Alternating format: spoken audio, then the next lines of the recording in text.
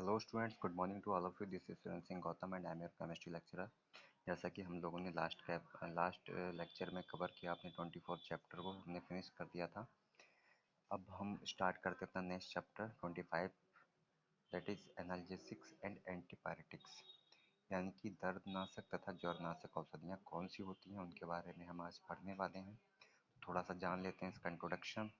Analgesics help in the reduction of pain by centrally acting to raise the pain threshold without distressing the consciousness or altering other sensory modulations।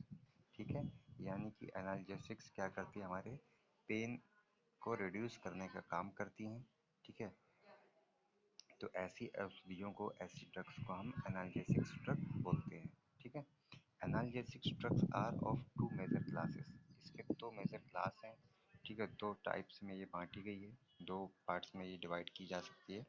Opioid और narcotic analgesics, जो कि centrally acting यानी कि central nervous system पे काम करती है।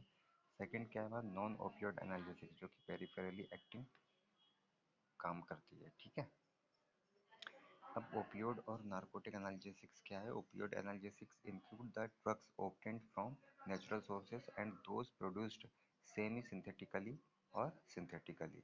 ठीक है, ओपिएट्स क्या है। Opiates are obtained from natural source such as opium, alkaloid and their derivatives. ठीक है, antipyretic reduce the elevated body temperature। Various drugs contain both analgesic and antipyretic activities। ठीक है, यानी कि देखिए, बहुत सी ड्रग्स जो हैं वो हमारी एंटीपायरेटिक एंड एंटी एनाल्जेसिक होती हैं। ठीक है, जो कि क्या काम करती है, हमारी बॉडी टेम्परेचर को भी रिड्यूस करती हैं और हमारे पेन को भी रिड्यूस करती हैं। ठीक है, बहुत सारी ड्रग्स ऐसी होती हैं जो कि एनाल्जेसिक एंड एंटीपायरेटिक एक्टिविटी उनके अंदर होती है।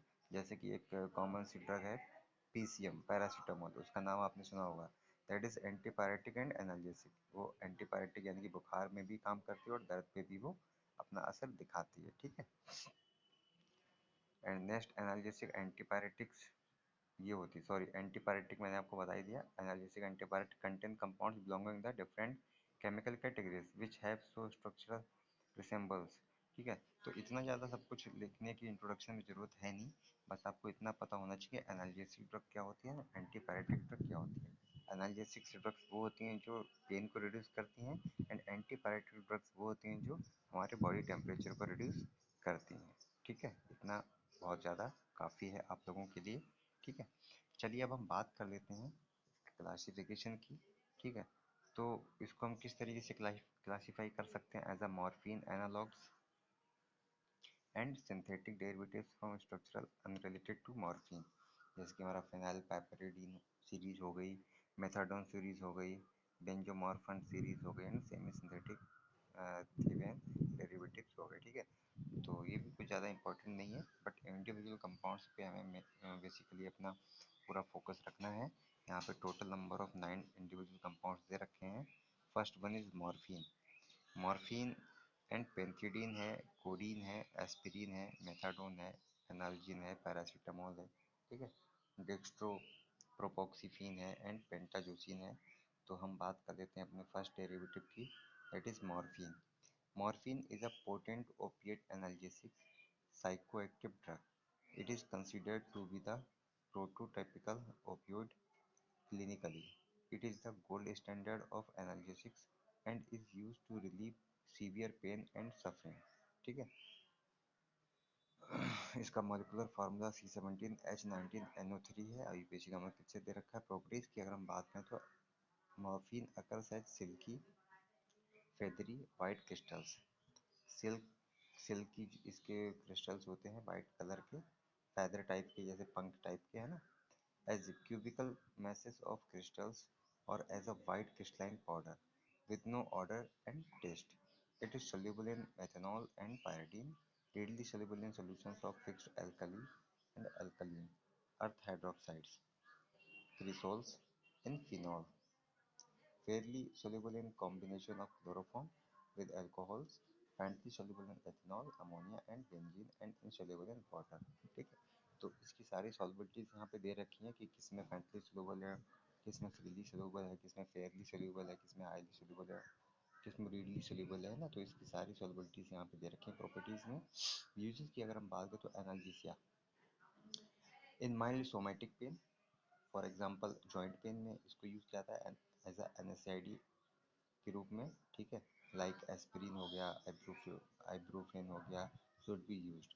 However in severe somatic pain जैसे कि बर्न या फ्रैक्चर, अगर जल जाता है या फिर फ्रैक्चर हो जाता है तो सीवियर सोमैटिक पेन जो होता है, ठीक है, तो opioid analgesics are effective. Opioid reduce sleep in clinical situation when pain is present and sleep is necessary, ठीक है। जब हमारा दर्द ज़्यादा होता है तो हमें सोना बहुत ज़रूरी होता है और ये नींद को जो है वो प्रेरित करता है, ठीक है। In chronic pain due to certain stage of metastasis cancer, opioids are indicated. Opioids are used in labor pain. They are used in patients having myocardial infarction.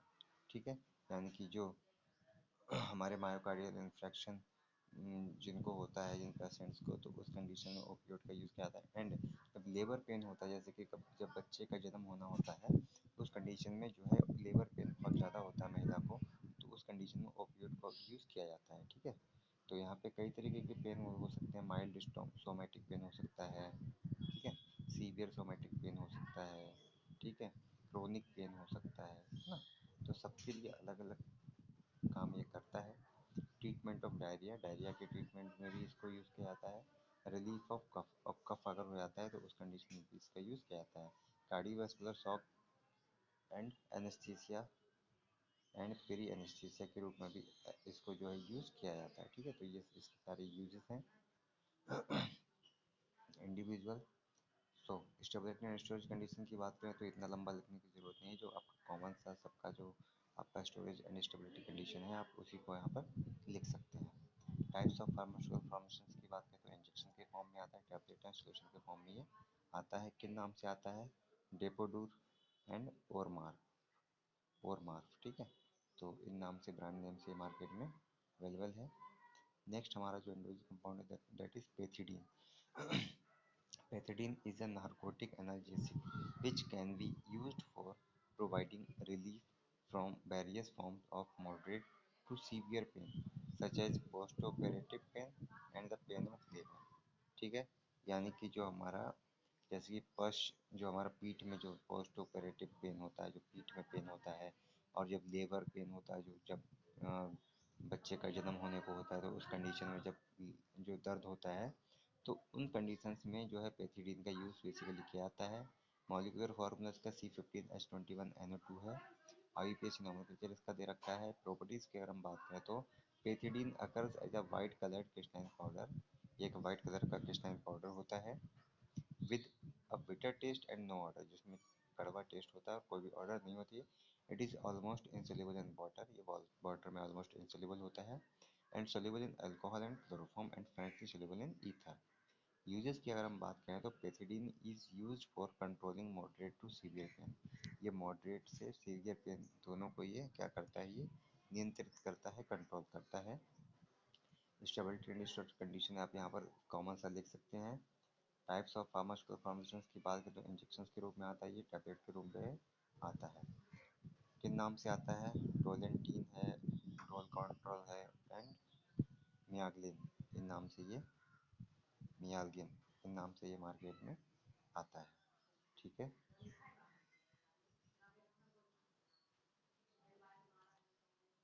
Next हमारा codeine. The analgesic potential of codeine is less than that of morphine.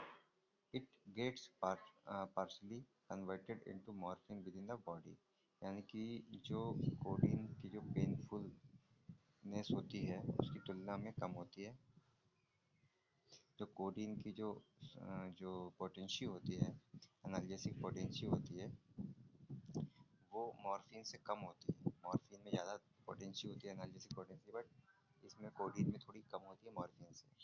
It gets partially converted into morphine within the body, और ये आंशिक रूप से जो है शरीर के भीतर मॉर्फिन में परिवर्तित हो जाती है, कुछ कुछ रूप में, कुछ पार्ट में, ठीक है, जब हमारी बॉडी में ये जाती है। मॉलिक्यूलर फार्मूला C18H21NO3 है, इसका IUPAC नोमेनक्लेचर दे रखा। प्रॉपर्टीज़ की अगर हम बात करें तो codeine occurs as colourless to white coloured crystalline solid और powder with no odor and a bitter taste. It sublimes at 284 Fahrenheit. इसको लिखने की जरूरत नहीं है. And it is finely soluble in water, sparingly soluble in ether, readily soluble in alcohol, and very soluble in chloroform. Uses की बात करें तो codeine is used for treating and managing pain. It is also used as a cough suppressant and as an anti-diarrhea.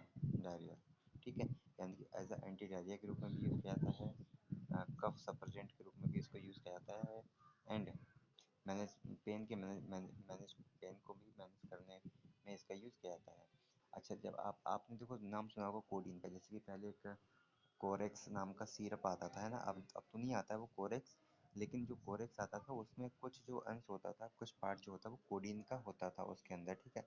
तो हुआ क्या, market के अंदर जब वो फॉर्मुलेशन आती थी तो लोगों ने उसका गलत फ़ायदा उठाया और उसका मिस यूज़ किया, ठीक है. यानी कि पूरी पूरी कफ जो सिरप आता था कोरेक्स, उसको पूरा पूरा जो है बोतल पी लेते थे और नशा हो जाता था, है ना, अच्छा लगता था. तो इसका मिसयूज़ किया कोडीन का, तो अब शायद वो मार्केट में नहीं आता है. So that's all about today's topic, ठीक है. एनाल्जेसिक एंड एंटीपायरेटिक, और हमने आज 3 कंपाउंड्स को कवर किया. बाकी के हम कल आगे के लेक्चर में करेंगे, नहीं तो हमारी वीडियो बहुत लंबी हो जाएगी. सो नोट्स बनाते रहिए, आप पढ़ते रहिए, कहीं समझ ना आए तो पूछते रहिए.